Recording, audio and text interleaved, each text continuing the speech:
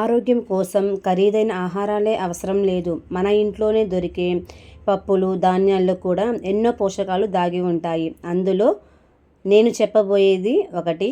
మా ఇంట్లో అందరూ ఇష్టంగా తినేది ఇదే. అదేంటో చూద్దామా? చిన్నగా మంచి కలర్లో మంచిగా చిక్కుడు విత్తనాల్లా కనిపించే వీటిని ఏమంటారో మీకు తెలుసా? వీటి వల్ల ఎన్ని ఆరోగ్య ప్రయోజనాలు ఉన్నాయో తెలుసా? వీటిలో ప్రోటీన్, ఫైబర్, ఐరన్, ఫోలెట్ వంటి పోషకాలకు కూడా మంచిగా ఉన్నాయి. అసలు దీన్ని ఏమంటారు అంటే రాజ్మా అంటారు.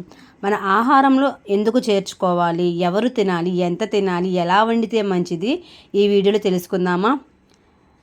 వీటిలో ఎక్కువగా ప్రోటీన్ ఉంటుంది. ఇది తినడం వల్ల మంచి పప్పు ధాన్యాలు ఆహారం ద్వారా ప్రోటీన్కి సహాయం చేస్తుంది. ఫైబర్ కూడా సమృద్ధిగా ఉంటుంది. రాజ్మాలో ఉండే ఫైబర్ అయితే మన డైజెషన్కి చాలా హెల్ప్ఫుల్ అవుతుంది.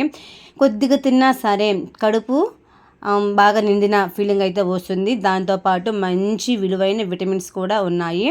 మెయిన్ హార్ట్కి చాలా మంచిది.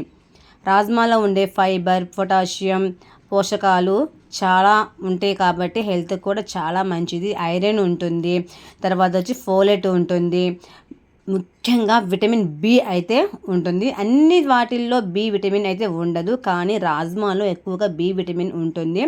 ఇంకో విషయం ఏంటి అంటే వెయిట్ లాస్ అవ్వాలనుకున్న వాళ్ళకు కూడా మంచి హెల్దీ స్నాక్స్ అండ్ కర్రీలో కూడా వేసుకోవచ్చు.